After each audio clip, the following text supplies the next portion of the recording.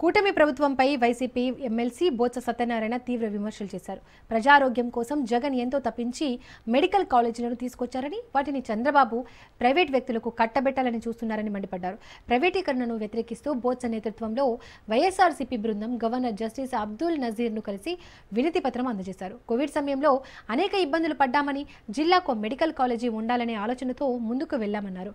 పేదలకు మేలు జరగాలని జగన్ మెడికల్ కాలేజీలు తీసుకొచ్చారన్నారు.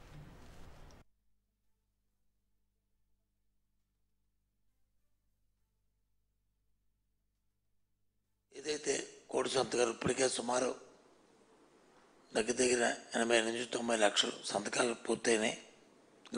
గ్రామాల్లో ప్రతి గ్రామంలోనూ స్వచ్ఛందంగా వాళ్ళే వస్తూ గ్రామంలో ఉన్న పెద్దలు పిల్లలు అందరూ కూడా పార్టీలకి అతీతంగా రాజకీయాలతో సంబంధం లేకుండా వచ్చిన దాన్ని వాళ్ళు పెడుతున్న సంతకాలనే ఏవి ఇవన్నీ కూడా పూర్తయిన తర్వాత వారు డేట్ ఇస్తే అప్పుడు ఈ కోటి సంతకాలు పైన అవుతాయి.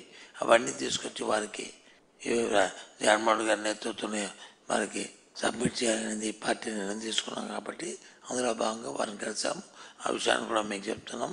రాష్ట్ర ప్రజానికి అంతా కూడా ఇంకా ఎక్కడెక్కడ అవుతున్నాం మీరు ఆలోచించుకొని స్వచ్ఛందంగా మీరు జరుగుతున్న తప్పు అనుకుంటే వచ్చి సంతకం చేయండి. ప్రభుత్వానికి మీ అసమ్మతిని తెలియజేయండి, మీ నిరసన తెలియజేయండి. ఇది మంచి సాంప్రదాయం కాదు.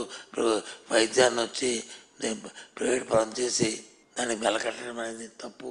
ఇది సహించరానిది, ఇది దుర్మార్గమైన చర్య అని చెప్పాలని ప్రజలు కోరుతున్నాను. ఏదైతే కోటి సంతకాలు ఇప్పటికే సుమారు